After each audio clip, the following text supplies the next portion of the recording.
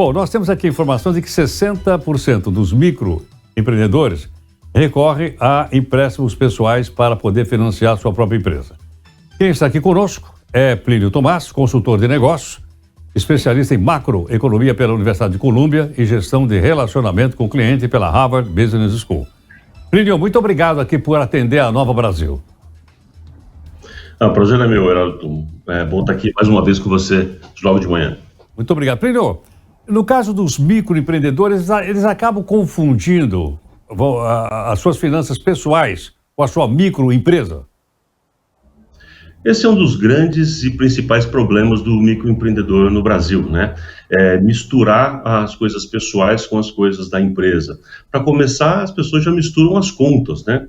A mesma conta que está lá entrando o dinheiro da empresa e saindo as coisas, né, os gastos que o empresário precisa ter, geralmente é a mesma conta, literalmente a mesma conta que ele usa para fazer a feira, supermercado, pagar a ração do cachorro e etc., na escola dos filhos. E isso dá uma confusão muito grande, né?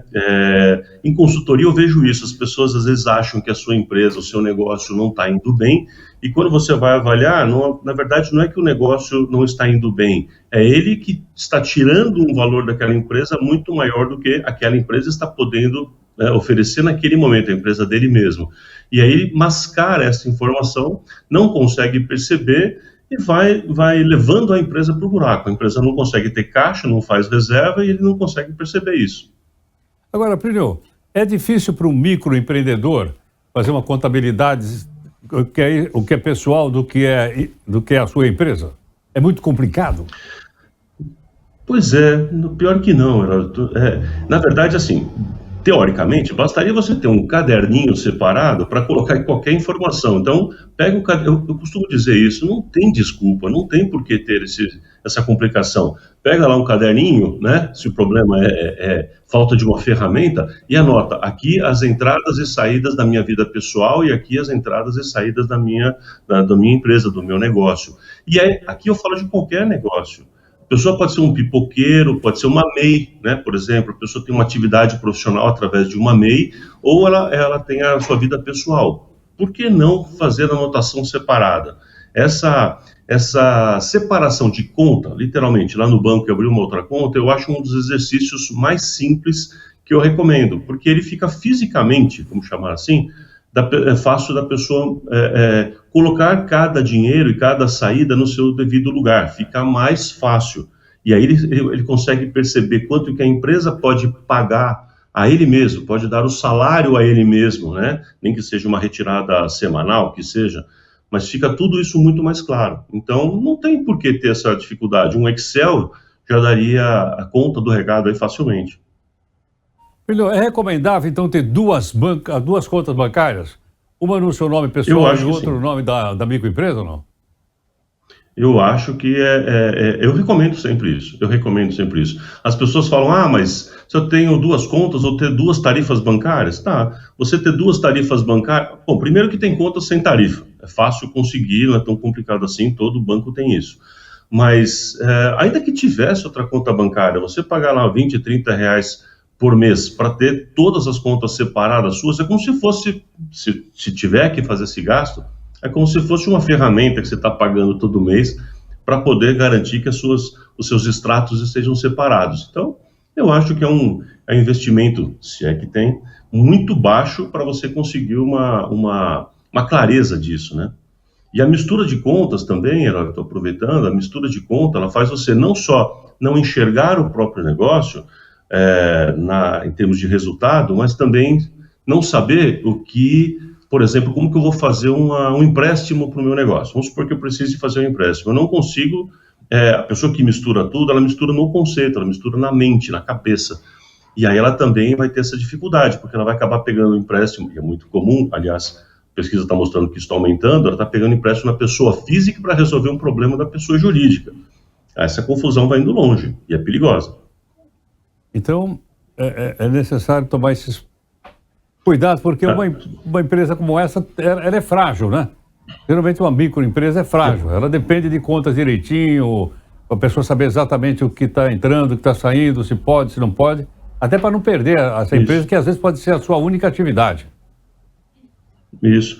O que algumas pessoas estão dizendo, de certa forma, é que existem mais barreiras ou maiores dificuldades para conseguir empréstimos ou maiores empréstimos na pessoa jurídica, seja ela uma MEI, uma microempresa ou pequena empresa.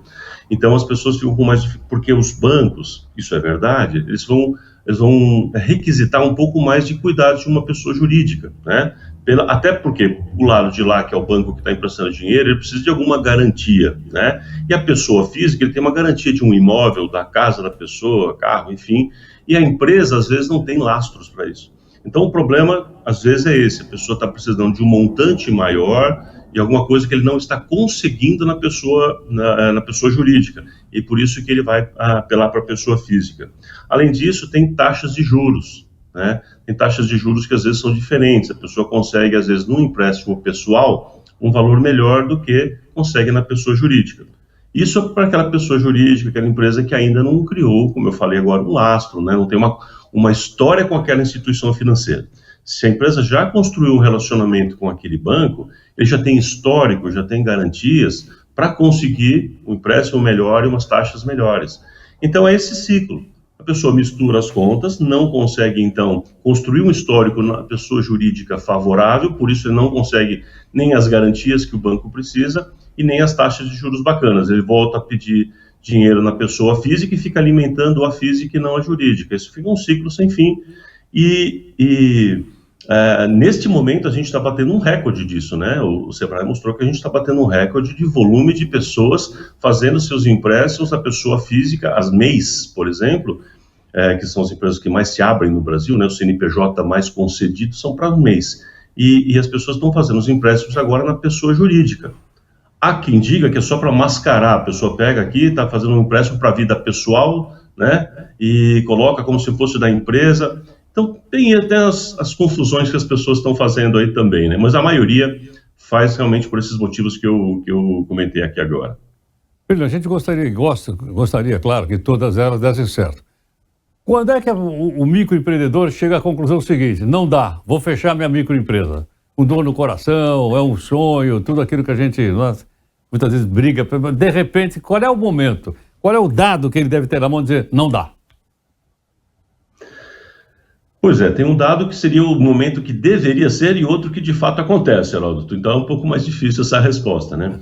Porque deveria ser o indicador quando ele começa a perceber que já há algum tempo ele faz alguns esforços para fazer o negócio acontecer e ele não tem cliente suficiente, não tem caixa suficiente e está precisando recorrer à sua pessoa física para fazer um negócio sobreviver. Quando chegou nesse estágio aí, assim, já é um alerta mais do que vermelho, é um vermelho piscante, porque alguma coisa não está funcionando. Aquela empresa, vamos chamar assim, a sua área comercial, ainda que seja: mas eu sou sozinho, né? Eu peguei a minha Kombi, né, Heródoto? Eu peguei a minha Kombi, vou aqui, vem fazer transporte. Então, nem que seja isso, eu tenho que me entender como um empresário, e com essa mentalidade de empresário, eu tenho que saber que o meu negócio precisa ser sustentável por si só, sem misturar com a pessoa física.